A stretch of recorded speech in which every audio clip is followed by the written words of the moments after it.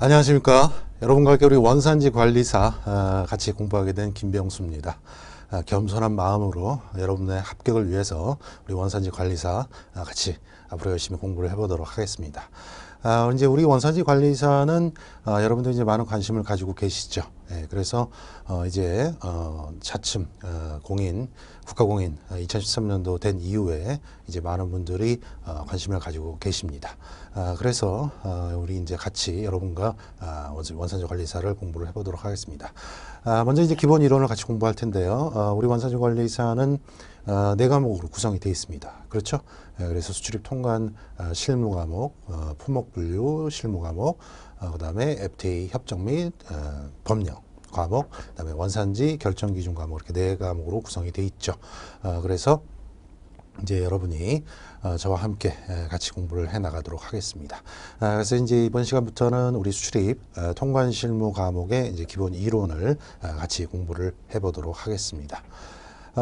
전반적으로 여러분들 이제 항상 말씀드리듯이 공부는 결국은 최종적으로는 자기 것을 만드는 것은 본인 스스로이기 때문에 여러분이 제 강의를 이제 들으실 때는 처음부터 끝까지 멈추시지 마시고 들으신 다음에 끝까지 들으신 다음에 반드시 즉시 복습을 해주실 것을 부탁을 드리도록 하겠습니다. 아마도 이제 전에 이제 제 강의를 뭐 다른 과목 들으신 분들 아마 저 강의 스타일 또 아실 분도 계실 테지만 또 처음 우리 원산지 관리사에서 만나신 분도 계실 테기 때문에 제일 중요한 게 반드시 끝나는 즉시 복습입니다. 그래서 제가 지겹도록 말씀을 드릴 거예요. 그러면은 우리 이제 수출입 통관 실무 과목 여러분 같이 교재를 보면서 이제 시작을 해보도록 하겠습니다. 이제 처음에 이제 관세 개요 부분이 나오죠.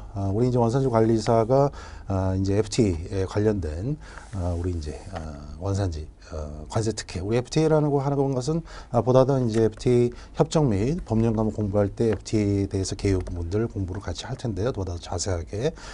우리 이제 FTA 원산지 규정에서 제일 중요한 것은 결국은 이제 특혜 원산지 규정인 것이죠. 그래서 그 특혜라는 게 관세상의 특혜를 주는 것이기 때문에 기본적으로 FTA 체약을 맺은 체약 국가들에서 원산지가 증명이 된다면 그 체약국으로부터 수입되는 물품에 대해서 관세 철폐, 즉 관세를 완전히 0%로 만들어주는 특혜를 주는 것이기 때문에 기본적인 관세에 대한 내용, 그렇죠.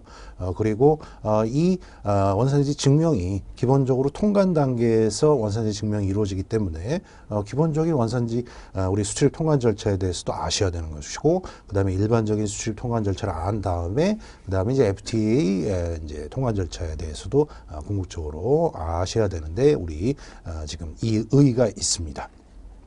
그러면은 교재를 보시면 이제 관세의 개념부터 같이 보도록 하겠습니다.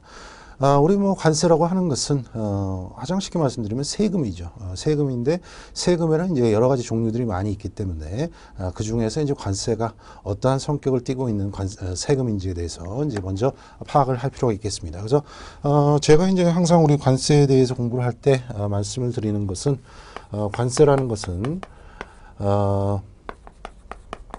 우리 이제 관세 영역이라고도 얘기하고 또는 이제 관세선이라고도 얘기합니다. 관세 영역, 관세선을 통과하는 우리 물품에 부과하는 세금이다. 특히 이 정의 규정에서 이제 좀 중요하게 구분하고 좀 넘어가야 될 사항들이 이제 몇 가지가 있는 것이죠. 바로 이 관세 영역, 관세선을 통과해야만 기본적으로 먼저 관세라고 말할 수 있는 1차 조건을 성립하는 것이죠. 그래서 관세 영역이다, 관세선이라고 얘기하는 것은 우리가 이제 간접적으로 이제 볼 수가 있기 때문에 가장 우리 현실 생활에서 관세 영역, 관세선이라고 얘기할 때 가장 쉽게 일단 말씀드릴 수 있는 부분이 세관인 것이죠. 세관. 그래서 이러한 관세선을 일단 통과를 해야만 일단 관세를 부과할 수 있는 1차 조건이 성립이 되는 것이고요. 그 다음에 이 관세라는 것은 물품에 부과를 하는 것이 되겠습니다. 그래서 기본적으로 우리가 세금을 생각할 때 사람한테 부과하는 대인세, 가장 대표적으로 우리 뭐 소득세가 있을 수가 있고요. 그렇죠. 그 다음에 이제 뭐 물품에 부과하는 우리 대표적인 관세, 그렇죠. 있습니다. 그렇기 때문에 우리 관세를 우리 물품에 부과하기 때문에 대물세라고 얘기를 합니다. 그 다음에 이제 궁극적으로 제일 중요한 내용 중에 하나가 관세는 결국 세금이라는 것이죠. 그래서 우리 세금이라는 것은 바로 강제적으로 부과를 하는 거예요. 강제적. 예, 그렇죠. 우리가 세금 내고 싶으면 내고 내기 싶지 않으면 안 낼 수 있는 것이 아니기 때문에 강제적으로 부과를 하는 것이죠. 그래서 어떤 세금을 낸다고 해서 어떤 반대급부가 있는 것은 아니에요. 예, 반대급부가 없습니다. 그렇기 때문에 세금은 우리 납세자의 기본적인 재산권을 침해하는 내용이기 때문에 반드시 그 근거가 법률에서 규정을 두고 있어야 되는 것이죠. 예, 그래서 우리 법률에서 세금을 납부하는 납세 의무자를 규정하고 있고 조세의 종목과 세율은 법률의 근거 규정이 있어야 된다라는 것이죠. 그래서 우리 헌법에 바로 59조에서 조세 법률주의를 규정을 하고 있습니다. 그래서 대체적으로 이제 이러한 개념 하에서의 우리 관세를 규정을 하고 있는 것이죠. 이제 그런 의미에서 우리 이제 교재에서 관세를 정의하고 있는 내용을 또 체크를 한번 해보도록 하겠습니다. 교재 제일 관세 개념 이제 밑에 보시면 관세란 국가가 재정 수입을 조달하거나 그렇죠. 이것은 이제 가장 관세가 역사가 우리 굉장히 오래됐습니다. 예, 그래서 가장 이제 그 초창기 때는 뭐 거의 우리 성경 시대 그렇죠. 이제까지 내려가기 때문에 기존에 이제 국경을 통과할 때 그 통과세의 개념이 바로 이제 관세의 유래라고 볼 수가 있는 것이었죠. 그렇기 때문에 기본적으로 이제 재정 수입을 확보하는 데가 가장 관세의 이제 기본적인 목적이었어요. 그 다음에 이제 최근에 이제 근대 이후에 이 관세를 부과함으로 인해서 수입물품에 관세를 부과할 경우에 이 관세분만큼의 수입물품의 가격이 상승하기 때문에 그만큼 국산 동종 경쟁 물품이 가격 경쟁력이 생기겠죠. 그렇기 때문에 국내 산업에 보호를 하는 효과를 일으키는 그러한 가장 대표적인 관세의 경제적인 효과가 이루어진다라는 것을 알 수가 있는 것이에요. 그래서 관세 영역 출입하는 물품에 대해서 법률 또는 조약이죠.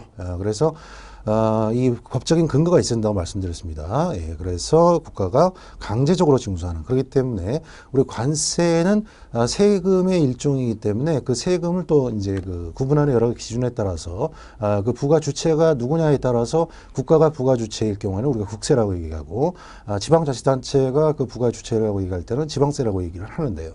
지금 우리 정의에서 국가가 주체이듯이 우리 관세는 국세이다. 예, 이것도 이제 시험에 우리 좀 자주 나오는 관세 성격 부분 얘기할 때 관세는 지방세가 아니라 국세라는 부분 체크를 좀 해두셔야 되겠습니다. 그래서 강제로 징수하는 금전적 급부라는 것, 그것은 기본적으로 이러한 관세라는 것은 어떤 금전 납부를 원칙으로 한다는 것이죠. 그렇기 때문에 어떤 뭐 물품이나 이런 것들이 있다 하더라도 이것을 대신 관세로 납부할 수는 없고 반드시 이러한 금전으로 환가를 해서 납부를 해야 되는 금전 납부가 원칙이라는 점 정도로 정리를 해두시면 되겠습니다. 그렇죠. 그 다음에 이제 그 두 번째 그 단락을 보시면 이러한 그 관세 영역이라는 것은 일반적인 우리의 그 정치적인 국경선하고는 일치하지만 반드시 일치하는 것은 아니라는 정도 체크를 해두셔야 되겠습니다. 왜냐하면 우리 교재에 나와 있지만 우리 이제 뭐 그 자유무역지역 기본적으로 우리 FTA라는 것은 Free Trade Agreement 자유무역 협정이다. 즉 자유무역을 하고자 하는 협정인 것인데요. 우리 이제 다른 또 자유무역 지역이 있습니다. 그래서 지금 우리가 공부하고 있는 FTA에 있어서의 자유무역은 자유무역 협정할 때 자유무역은 바로 자유무역 지역, 우리 Free Trade Area를 얘기를 하는 것이고. 여러분들 뭐 혹시 들어보셨는지 모르겠지만 뭐 마산 자유무역 지역 뭐 이런 자유무역 지역이 있습니다. 그래서 이것은 우리가 지금 가장 많이 얘기하고 있는 이 프리 트레이드 요 A는 어그리먼트죠. 그래서 자유무역 협정인데요. 우리 이제 FTA 관련된 내용은 이제 FTA 협정 및 법령감을 공부할 때 앞부분에서 더 자세하게 공부를 하겠지만 결국은 이 협정이라는 것이 우리 국제법상의 이제 개념이기 때문에 국제법에서 우리 조약인 것이죠. 우리가 협정이라고도 얘기하고 협약이라고도 얘기하지만 다 다르게 표현하지만 그 근본적으로는 조약과 동일한 것이죠. 그래서 조약이라고 하는 것은 무엇입니까? 국제법의 당사자들이 그렇죠. 국가가 가장 일반적이겠죠.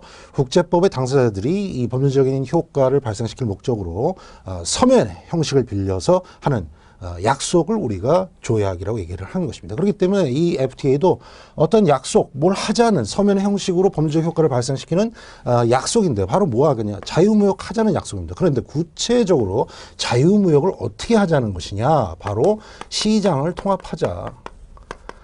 시장을 통합해서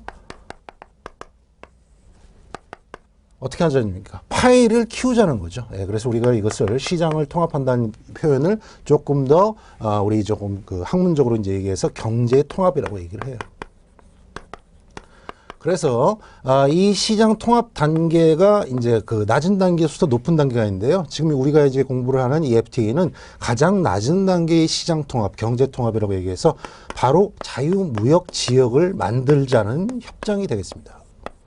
자유무역 지역을 만들자. 이러한 시장 통합을 우리가 가장 낮은 단계의 시장 통합, 경제 통합을 바로 자유무역 지역이라고 얘기를 합니다. 그래서 여기에서도 약자는 똑같죠. Free Trade Area라고 얘기를 해요. 바로 이걸 만들자는 약속 협정이 이제 자유무역 협정이 되겠습니다. 그런데 지금 우리 일반적으로 관세 영역과 일반적인 국경선이 일치하지 않을 때 지금 예를 들어 드린 자유무역 지역, 뭐 마산 자유무역 지역, 이것은 일반적으로 우리가 Free Trade Zone이라고 얘기를 합니다. 그래서 FTZ라고 이제 얘기를 해요. 그래서 좀 용어가 정확하게 잘 구분해 두셔야 되는데요. 이 마산 이런 자유무역 지역 FTZ는 목적이 뭐냐면 결국은 이 지역 국내의 이 지역을 관세상으로는 아예 외국 같이 만들어 버리는 거죠. 그래서 자유롭게 무역도 하고 제조도 하고 어떻습니까? 물류도 일으키고 유통도 일으킴으로 인해서 이렇게 정말 완벽하죠. 그렇게 통해서 외국인 투자를 유치하고 당연히 외국인 투자가 유치되면 고용 창출이 많이 이루어지겠죠. 바로 이러한 목적으로 일으키는 것이 이제 자유무역 지역 FTZ가 되는데요. 이러한 FTZ는 그렇습니다.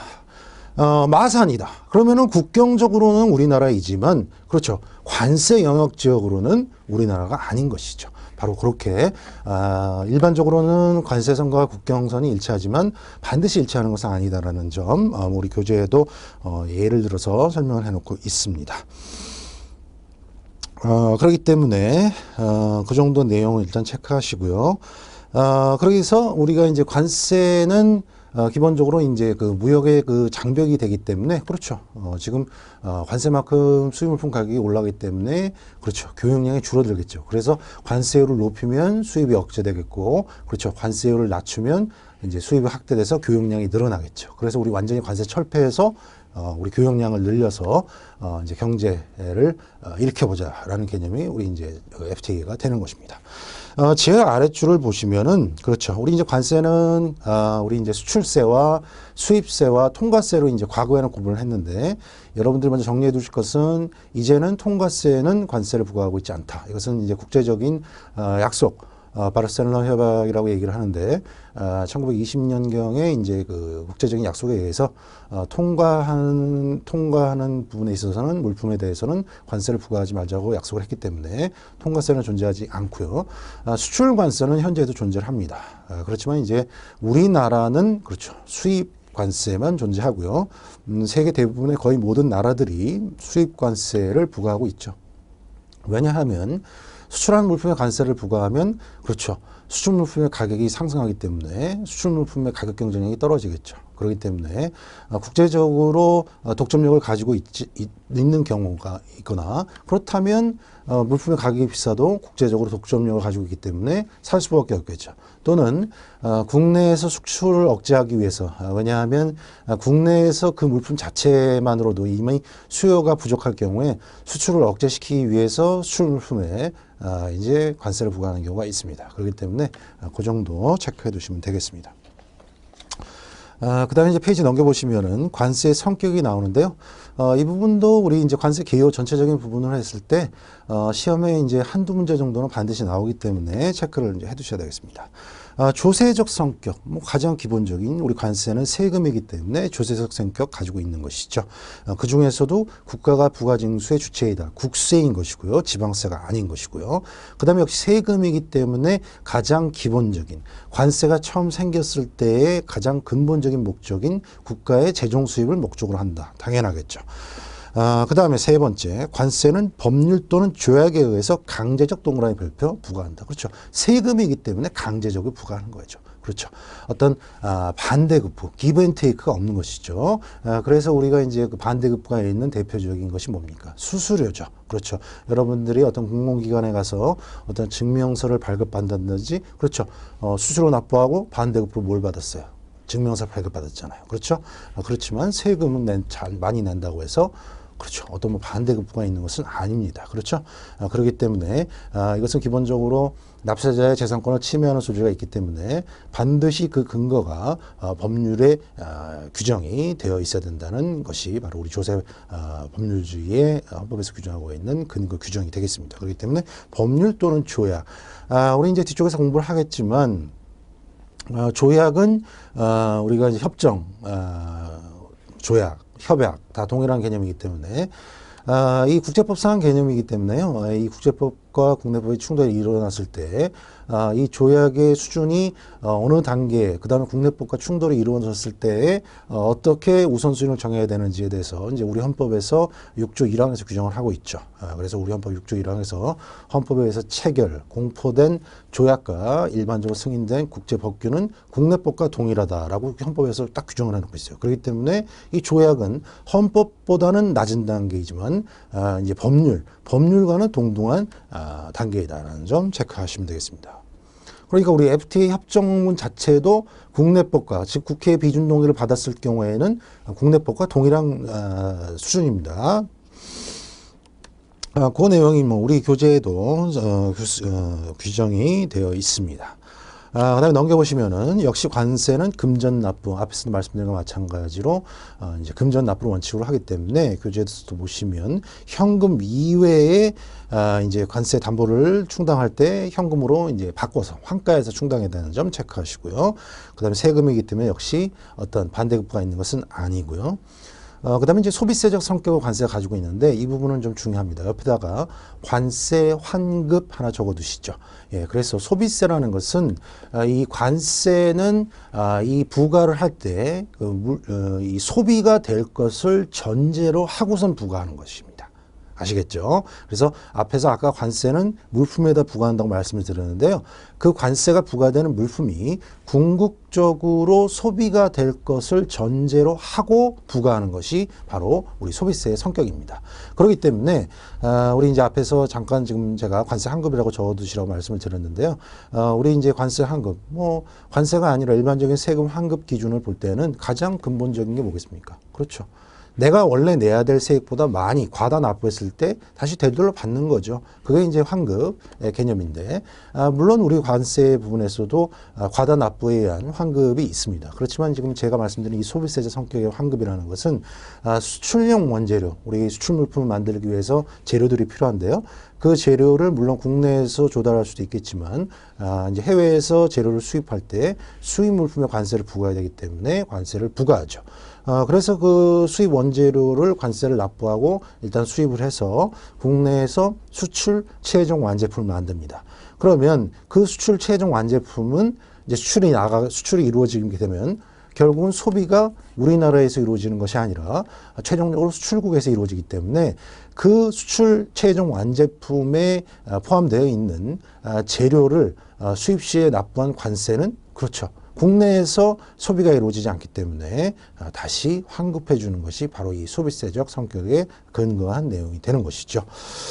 그 정도 일단 이해를 하시면 되겠습니다. 그 다음에 이제 간접세가 나오는데요.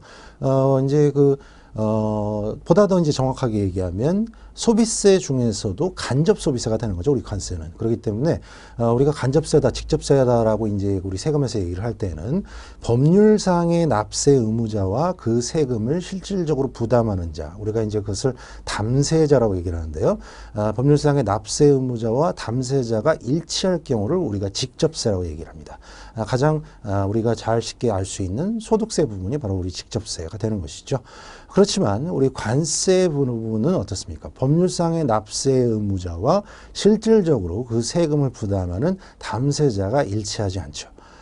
우리 뒤에서 공부하겠지만 원칙적인 수입 물품의 법률상 납세 의무자는 수입 물품의 주인인 수입화주죠. 그렇지만 이 수입화주가 어떻습니까? 물품을 수입해서 이제 최종적으로 그 수입 물품을 국내의 이제 소비자, 구매자에게 판매를 할 때 자신이 수입할 때 납부한 관세를 그 물품의 가격에 포함시켜서 전가시키죠. 시프트 시키기 때문에 그 최종적으로 그 수입 물품을 구매한 소비자는 결국은 그 물품 지급 가격분에 결국은 그 관세가 포함되기 때문에 실질적으로 최종적으로 관세를 부담한 자는 소비자, 구매자가 되기 때문에 법률상의 납세 의무자와 소비자, 실질적인 세금을 부담하는 담세자가 다르기 때문에 우리 관세를 간접세라고 얘기한다. 그거는 좀 체크를 더 하셔야 되겠습니다.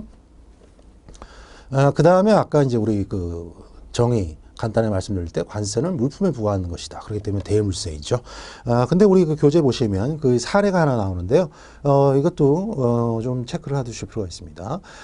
우리가 이제 대물세이지만 결국은 우리가 어떤 뭐 소프트웨어가 대표적이겠죠. 소프트웨어를 어떤 그 통신, 그렇죠. 통신을 통해서 우리가 파일 형태로 다운로드 받았을 때에는 그것은 물품이라고 볼 수가 없는 것이죠.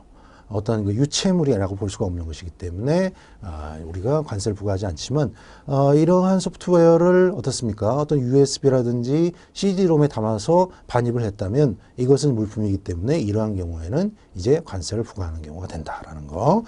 그 다음에 이제 우리 관세는 수시세라는 것은 그렇죠. 우리가 뭐 부가세라든지 이러한 일정 기간마다 정기적으로 납부하는 세금은 우리가 정기세라고 얘기하지만 관세는 수입할 때마다 납부하는 거죠. 그렇기 때문에 이것을 관세를 우리 수시세라고 얘기한다. 정리를 해두시면 되겠습니다. 그 다음에 이제 관세의 특수 성격이 있는데요. 관세가 특수적인 성격을 갖게 되는 가장 근본적인 원인은 이 관세가 무역에 관련되기 때문에 그렇습니다. 먼저 그거 체크하시고요. 그래서 벌써 관세는 관세 영역을 전제로 한다. 그렇죠. 기본적으로 우리 국경선과 일치하지는 않지만 국경을 들고 나가야 되는 것이죠. 그래야만 관세선을 통과해야지만 부과를 할 수 있는 것이기 때문에 기본적으로 어떻습니까? 특수적인 성격을 갖는 것이죠. 그 다음에 역시 수입 물품에 대해서 부과한다. 앞에서 말씀드렸습니다. 통과세는 이제 관세 부과하지 않고 수출세는 일부 부과하는 나라도 있지만 우리나라는 수입 물품에만 관세를 부과한다. 그런데 거기 교재 보시면 이제 용어가 나오는데요. 관세 포괄주의라고도 얘기하고 관세 의무주의라고도 얘기하는데요. 바로 우리나라에서 사용하는 방법이죠. 즉 이제부터 이제 계속 제가 이제 공부하면서 많이 쓰는 내용이 있어요. 특히 조세적인 측면. 우리 이제 관세를 얘기할 때 크게 두 가지로 얘기를 할 수가 있는데요. 하나는 세금을 부과하는 조세법적인 측면을 얘기할 때 더 많이 말씀을 드릴 테고요. 수출입 물품 통관 얘기할 때는 좀 적게 얘기를 할 겁니다. 그렇기 때문에 우리 전체적인 세액을 알 때에는 토탈 어마운트죠. 과세 표준에다가 이건 뭐 관세뿐만 아니라 세금을 계산할 때 뭐 기본적으로 알아야 되는 거죠. 그렇지만 관세이기 때문에 관세 표준에다가 관세율을 적용을 하는데 그렇죠. 요 관세율이 그렇죠. 어떤 품목은 뭐 5%도 있을 거고 그렇죠. 어떤 품목은 0%짜리도 있어요. 그래서 우리가 5%짜리 퍼센티지가 있는 것을 우리가 유세품이라고 얘기하고 이렇게 0%짜리를 무세품이라고 얘기합니다. 그래서 우리나라는 유세품이나 무세품 모두 과세를 다 하는 거예요. 예, 그렇기 때문에 0%짜리도 일단 과세를 하는 거죠. 예, 그래서 0%짜리도 일단 물품의 과세 표준, 뭐 가격이 대표적이니까. 그러면 궁극적으로 이제 세금은 없어지지만, 일단 부가는 0%짜리도 한다. 그렇기 때문에, 유세이든 무세이든 모두 과세를 하기 때문에, 이런 경우를 우리가 관세 포괄주의라고 얘기를 합니다. 또는 관세 의무주의라고도 얘기해요. 용어를 알아두셔야 돼요. 그런데 이것과 반대되는 개념인 무세품은 아예 부과하지 않고 유세품만 부과를 하는, 그렇기 때문에 유세품만 부과하는 것을 우리가 관세 면제주의라고 얘기해요.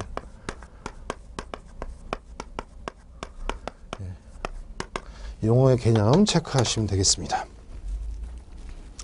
그 다음에 관세는 이제 자유무역 장벽이 된다는 걸 말씀드렸죠. 우리 기본적으로 이제 자유무역이라는 것은 여러분들이 이제 오해를 하시면 안 되는데, 수출을 많이 하면 좋죠.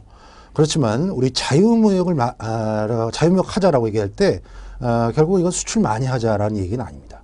자유무역을 반드시 해야 된다는 얘기는 수입을 금지시키면 안 된다는 얘기예요. 그렇기 때문에 바로 자유무역에 장벽된다는 게 뭐겠습니까? 그렇죠. 수입을 막는다는 거예요. 그렇죠.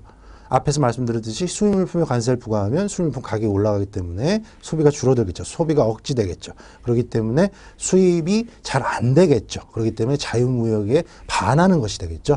이렇게 이제 관세는 가장 대표적인 자유무역의 장벽이 되는데, 우리 이제 3대 그 자유무역의 장벽이 있습니다. 그래서 직접적으로 수량, 이 물품은 1년에 뭐 한 달에 뭐 몇 개 이상은 수입할 수 없어. 이렇게 우리가 쿼타라고 얘기하는데, 이제 수량 제한이 있고요.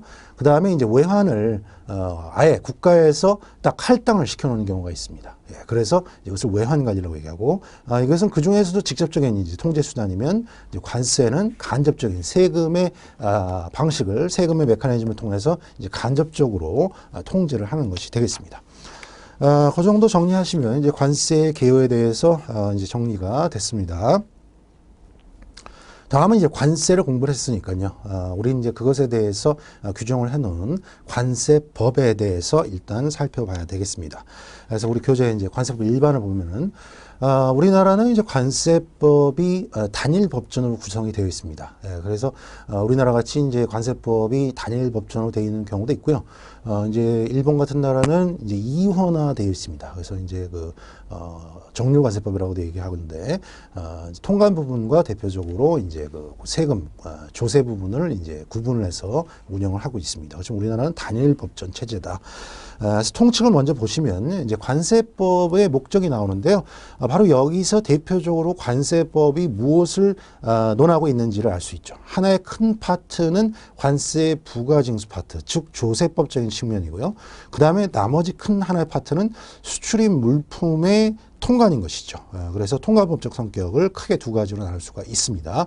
그렇게 해서 결국은 관세 수입을 확보해서 궁극적으로는 국민경제 발전에 이바지한다는 게 우리 관세법의 목적이에요. 그 다음에 이제 관세법이 성격이 나오죠. 지금 가장 대표적인 게 조세법적 성격과 통관법적 성격, 가장 그것이 대표적이고요. 그 다음에 그것을 지키지 않았을 때의 제재하는 이제 형사법적 성격이 있는 것이고, 그 다음에 무역에 관련되기 때문에 이제 국제법적 성격을 띠고 있을 수가 있고, 그 다음에 어떻습니까? 어떠한 불복상, 세금을, 부과를, 불복이 생겼을 때, 관세 부과에 있어서 불복이 생겼을 때 권리를 구제할 수 있는 쟁송법적 성격도 가지고 있습니다. 그렇기 때문에 우리 관세법은 굉장히 복합적인 성격을 띠고 있는 법이라고 말씀을 드릴 수가 있겠습니다. 그러면 이제 용어의 정의를 좀 살펴볼 텐데요. 우리 관세법에서 규정하고 있는 이제 용어의 정의 굉장히 중요하겠죠. 시험에도 잘 나오죠. 먼저 당연히 관세를 우리나라는 수입물품에만 부과하기 때문에 가장 중요한 용어가 뭐겠습니까? 그렇죠. 그 중에서도 수입이라는 용어예요. 그렇죠. 예, 그래서 우리 관세법상 규정하고 있는 수입의 용어 먼저 살펴보셔야 되겠죠. 가장 중요한 개념은 우리 교재에 나와 있지만 관세법에서 규정하고 있는 정의. 그것은 정의를 내리는 사람마다 조금씩 다를 수는 있는 거죠. 그렇지만 우리 관세법에서 규정하고 있는 정의를 이제 우리가 공부하는 내용이기 때문에 정확히 살펴볼 필요가 있어요. 이제 여기서 규정하고 있는 또 대무역법상에서 규정도 하고 있는데, 먼저 관세법상 규정하고 있는 수입의 정의는 외국 물품을 우리나라에 반입하는 것이에요. 가장 간단한 개념이죠. 여기서 조금씩 확장을 해 나갑니다. 그래서 가장 기본적으로 여러분들 체크하실 내용은 관세법상 수입의 정의는 외국 물품을 우리나라에 반입하는 것이에요. 예. 그러면 결국은 외국 물품 우리나라에 반입하는 것은 여러분 하나 보세요. 외국 물품 우리나라에 반입한다. 하나의 액션이죠. 예, 그렇기 때문에 수입이라는 것 자체는 하나의 사실 행위입니다. 먼저 그 개념을 먼저 파악하시고요. 그 다음에 외국 물품을 우리나라에 반입하는 거에 있어서 조금 정의를 확장시켜 나갑니다. 외국 물품을 우리나라에 반입하거나 또는 우리나라에서 소비 사용하는 것. 그렇죠. 그래서 아까 우리 관세를 이제 우리 소비세라고 얘기했듯이 궁극적으로 이 수입이라는 것은 소비 사용될 것을 전제로 하고 있는 거예요. 물론 그것도 이제 뒤에서 공부를 하겠지만 자유롭게 그 수입국에서 유통이 되면서 자유롭게 소비 사용이 된다는 것을 전제로 삼고 있는 거예요. 그렇죠? 예, 그래서 우리나라에서 소비 사용되는 것이에요. 그 다음에 이제 조금 뒤에 이제 조금 확장을 했는데요. 우리나라의 운송수단 안에서 소비 사용까지 포함한다. 그렇죠. 우리나라의 운송수단도 안도 우리나라로 보는 거죠. 예, 그래서 그 내용. 그렇지만 모든 소비 사용을 다 수입으로 보는 것은 아니고 그래서 일부 소비 사용이 이루어졌다 하더라도 수입으로 보지 않는 소비 사용을 우리 관세법 239조에서 규정하고 있기 때문에 그 부분은 이제 수입이라고 볼 수 없는 것이겠죠. 바로 그게 나오죠. 교재 보시면 관세법 239조에서 규정하고 있는 수입으로 보지 않는 소비 사용은 이것은 근본적으로는 어떠한 이유 때문에 수입으로 보지 않냐면 제가 말씀드렸듯이 이 수입으로 보는 우리나라에서 소비하고 사용하는 것은 궁극적으로 자유롭게 수입국인 우리나라에서 유통이 이루어지면서 자유롭게 소비 사용이 이루어지는 것을 전제로 하는 거죠. 그러한 소비 사용인 것이죠. 무조건 형식적인 소비 사용만 이루어졌다고 해서 다 수입으로 보겠다는 것은 아니겠습니다. 그러니까 여러분들이 바로 관세법 239조에서 규정하고 있는 수입으로 보지 않는 소비 사용은 형식보다는 실질을 존중한다는 것이에요. 그래서 우리 이제 제가 이제 관세법을 따로 이제 공부를 제 강의 들으신 분들은 아시겠지만 제가 관세법을 우리 같이 공부할 때는 사실은 이 조세법적인 기초를 같이 공부한 다음에 합니다. 그래서 우리 조세법에서 세금을 부과하는 여러 가지 그 원칙들이 있는데요. 그 중에 이제 중요한 원칙이 실질 과세 원칙이라는 개념이 있습니다.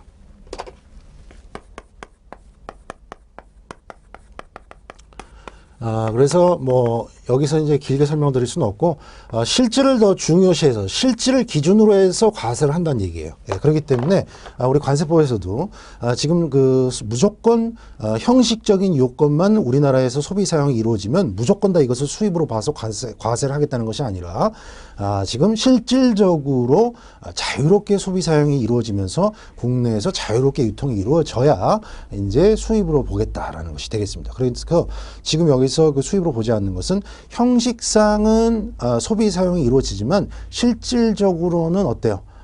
우리 그 자유롭게 소비 사용이 이루어지는 것을 보지 않았기 때문에 수입으로 보지 않는 거예요. 하나만 보겠습니다.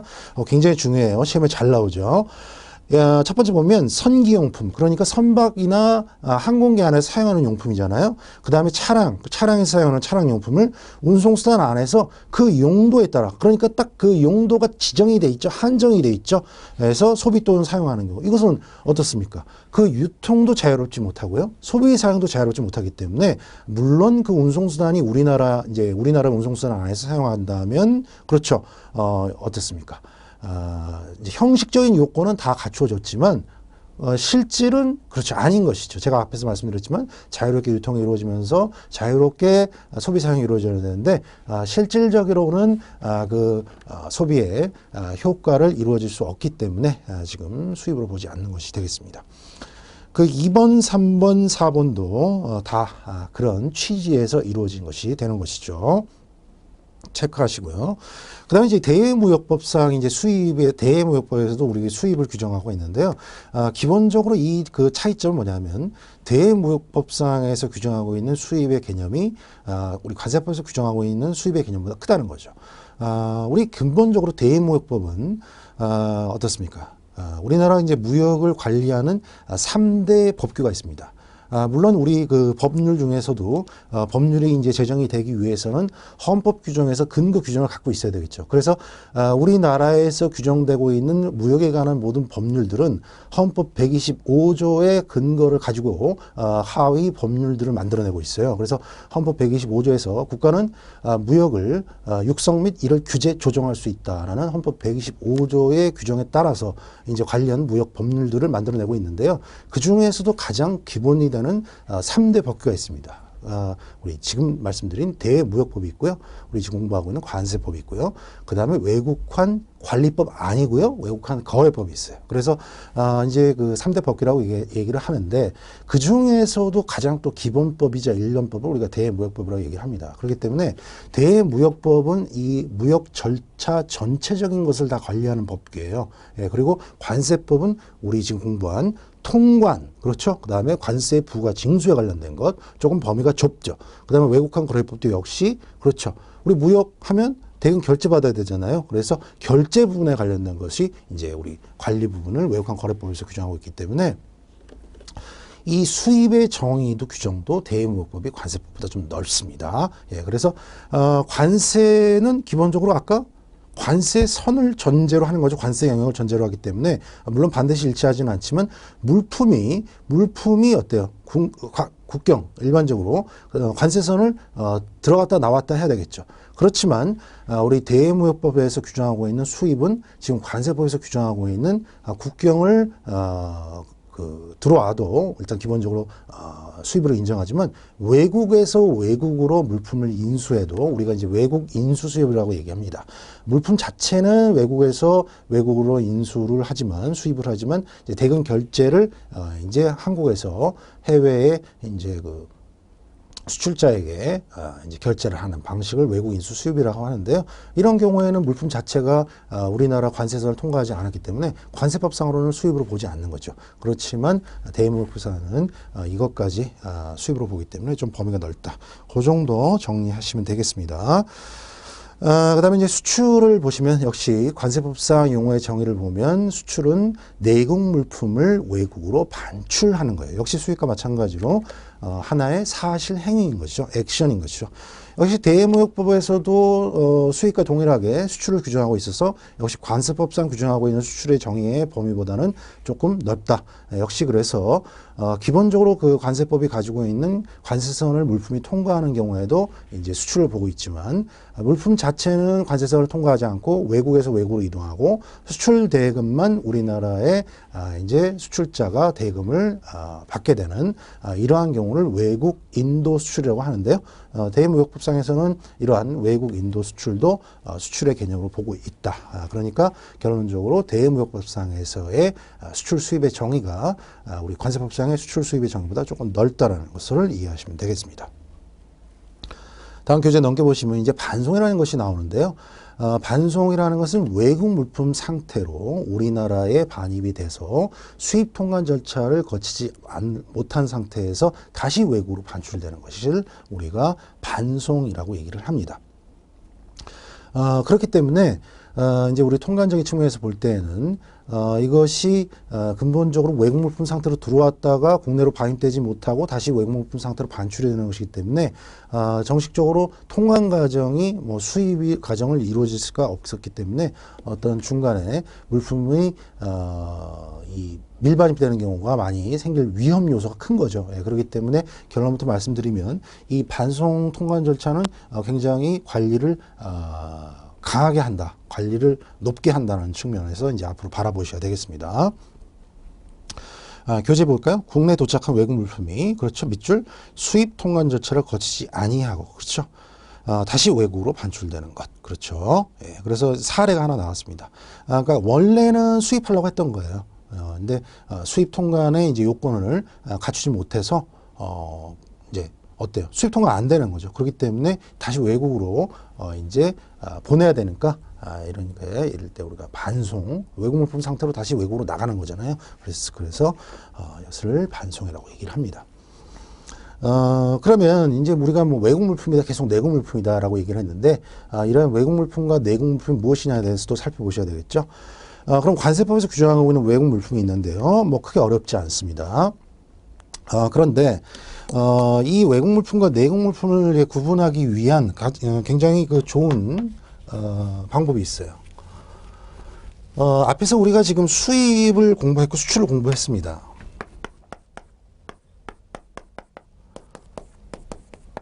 그런데 여러분들은 이제 여기서 조금 개념들을 좀 확장시켜 나갈 필요가 있어요. 무엇이냐면 수입과 수입 신고, 그 다음에 수출해서 수출 신고, 그 다음에 수입 신고 수리, 수출 신고 수리. 지금 우리가 공부한 수입과 수출은 근본적으로 다 하나의 사실 행위인 것이죠. 사실 행위. 액션인 것이죠. 수입 무슨 액션이었습니까? 외국 물품을 우리나라에 반입하는 행위. 수출은 뭐였습니까? 내국 물품을 외국으로 반출하는 행위였죠. 그러면 이 수입 신고라는 것은 이러한 행위들을, 사실 행위들을 하겠다고 하는 의사표시인 거죠. 누구한테 하는 의사표시입니까? 그렇죠. 과세관청인 세관에다 하는 의사표시인 거죠. 그러면 이 수입 신고 수리는 결국은 이 과세관청, 우리 관세에 있어서는 이제 세관에서 세관장이 이러한 수출 신고자의 의사표시를 받아들이고자 하는 우리 행정행위인 것이죠. 그런데 이 신고 수리를 통해서 우리가 중요한 사항은 어떠한 법률적인 효력이 발생이 되는지를 볼 필요가 있어요. 즉, 이 신고 수리를 통해서 내국 물품과 외국 물품이 전환되는 법률적 효과를 가지고 있다는 점. 보시면, 즉, 수입 신고 수리를 통해서는 외국 물품이 내국 물품화되는 법률적인 효과를 발생시키고요. 수출 신고 수리를 통해서 반대겠죠. 내국 물품이 외국 물품화되는 법률적인 효과를 발생시킨다는 것이 되겠습니다. 그래서 이 개념을 보시고 이제 외국 물품과 내국 물품의 정의를 다시 보시면은 첫 번째, 외국으로부터 우리나라에 도착한 물품으로서 수입 신고 수리 전의 물품. 그렇죠. 수입 신고 수리가 되면 어떤 법률 효과? 외국 물품이 내국 물품 되지만 아직 수리 전이기 때문에 어떤 물품?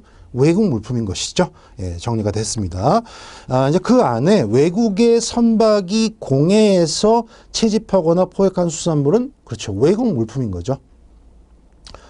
그 다음에 수출 신고가 역시 수리됐죠. 수출 신고가 수리되면 어떤 법률적 효과? 내국 물품이 외국 물품 된 거죠. 그러니까 이것은 외국 물품인 것이고, 그 다음에 이제 기타 이제 외국 물품으로 보는 물품이 있는데요. 이것은 사실은 우리가 뒤에 보세구역 공부하면서 사실은 이제 봐야 될 내용이에요. 예, 그래서 우리가 이제 보세구역 공부할 때 더 정리를 하겠습니다. 지금은 사실은 말씀드린 이 내용만 먼저 정리를 해주시면 돼요.